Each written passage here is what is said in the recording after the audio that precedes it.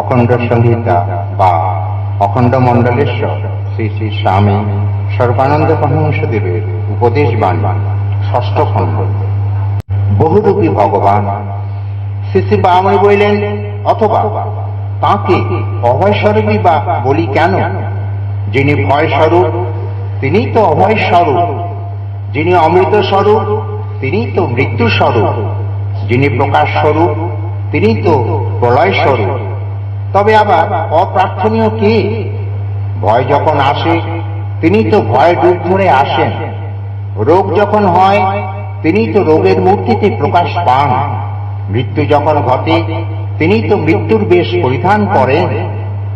একবার আসেন তিনি প্রিয়জন বিচ্ছেদের সুগভীর শোক রূপে, আবার তিনি আসেন শোকের সুশীতল সান্ত্বনা রূপে।